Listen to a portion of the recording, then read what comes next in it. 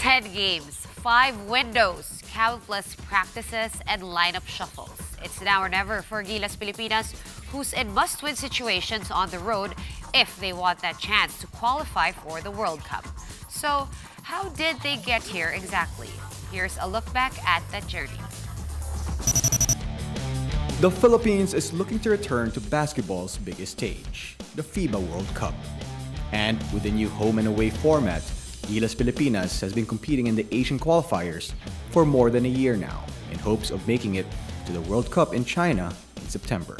The team, however, is on the outside looking in, running fourth in Group F with a 5-5 record, heading into the sixth and final window this week. Gilas began its journey on a high note, banking on the heroics of Jason Castro to defeat Japan on the road 77-71. The Blur to the baseline, and 3 days later, the Blur and company bucked a slow start to take down Chinese Taipei 90-83 in their first home game of the tournament. The team suffered its first defeat at the hands of powerhouse Australia 84-68 at the start of the second window in Melbourne. But Coach Chot Reyes and his Wards regrouped 3 days later to repeat over Japan 89-84 in a game where they lost a double-digit lead but recovered, thanks again to Castro's game-stealing basket.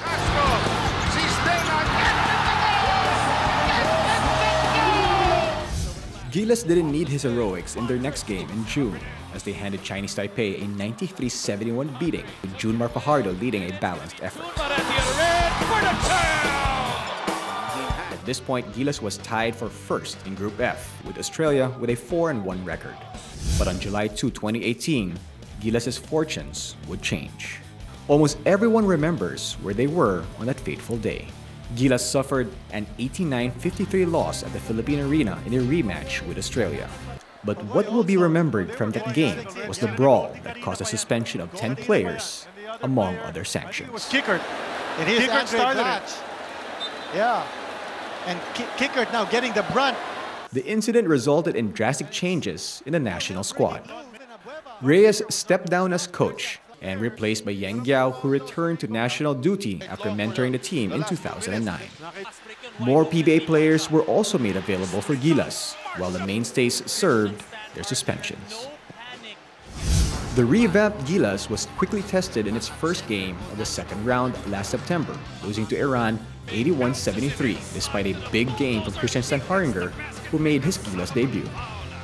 But 4 days later, the team bounced back with a 92-81 come-from-behind win over Qatar in a closed-door match at the Araneta Coliseum, which was part of the sanctions from the brawl against Australia. Gilas entered the fifth window with renewed optimism as the team was set to play 2 games in front of the home crowd. Gilas battled back and forth against Kazakhstan but lost a 90-88 decision despite 29 points from Stanley Pringle. Gilas still had a chance to end the fifth window with a victory as they faced an Iran side without stars Hamid Haddadi and Nika Barami. But Gilas again lost steam in the end, falling 78-70. For the past year and a half, Filipinos have watched Gilas Pilipinas on a journey that included highs and lows, brilliance and struggle, and many changes. Whether that journey will eventually reach its intended destination remains to be seen in the next crucial days.